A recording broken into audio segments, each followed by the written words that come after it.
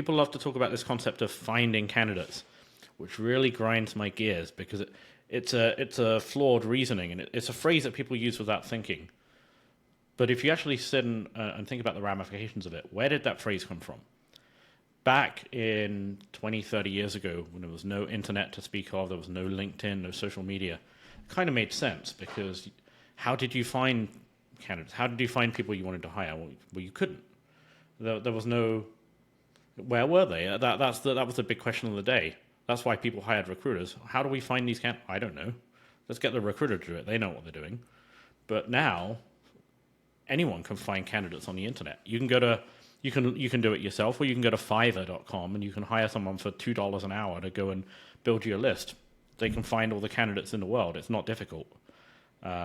Even some people who don't like to be found, it's still not that challenging to dig up their details. That's not the bottleneck.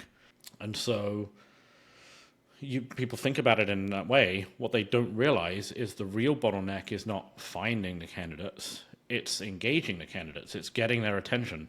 And in a world where they're difficult to find, they're relatively easy to engage.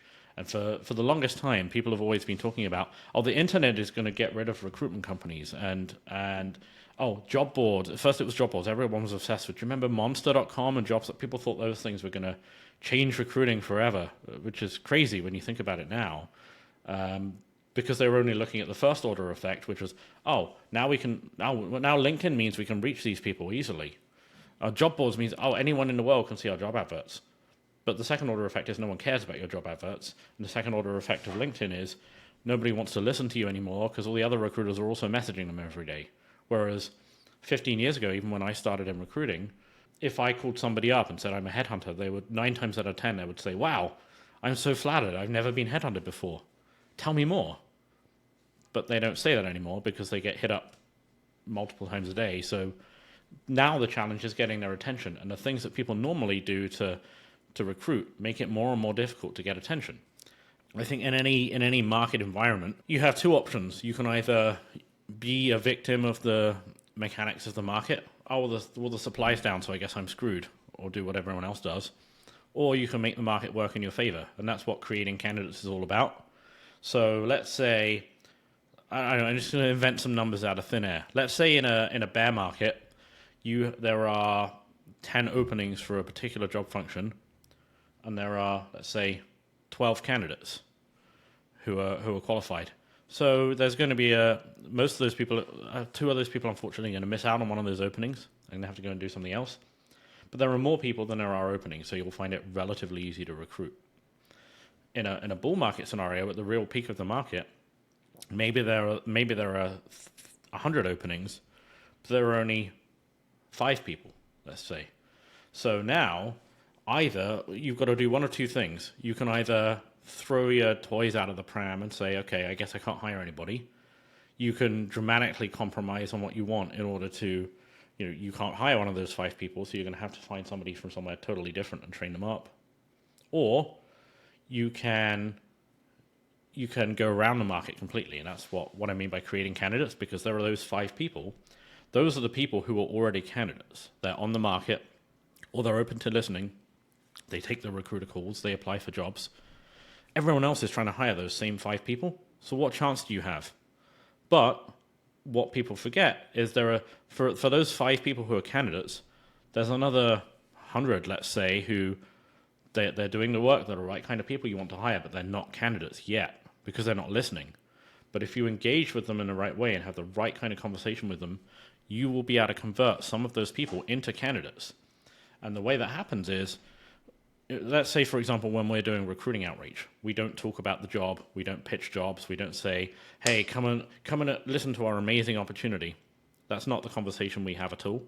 We say, let's have a conversation about your career.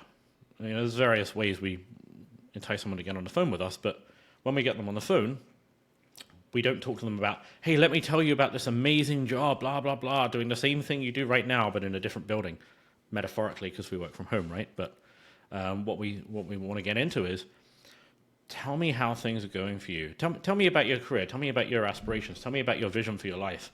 And what you find is, actually, the better somebody is, generally speaking, the better somebody is at what they do, the more effective this is, because the thing about people who are exceptional at their work is they're so focused on doing their job and getting results that they never take the time to sit back and think, actually, how are things going for me? Am I getting what I want out of this? Am I going where I want to go? Yeah, so I'd say creating candidates is not about looking in different industries. Certainly, that can be an option from time to time, but it's about mining more of what we have already that's most immediately relevant. So it's about converting people who are the right people that we want to hire, but they're not candidates right now because they're not listening to us and they're not looking for a job. It's about having the right kind of conversations with them in order to unlock something in their mind that says, I need to make a change now. More often than you think, there's something actually quite wrong with either their current role or the trajectory of where they're going there in their career and life. And they haven't realized it because they're too busy doing their job and being excellent to put themselves first. When you approach things this way, the law of averages will bring you into contact with much higher caliber of candidate, because they're the people that don't tend to jump ship when things get slightly hard.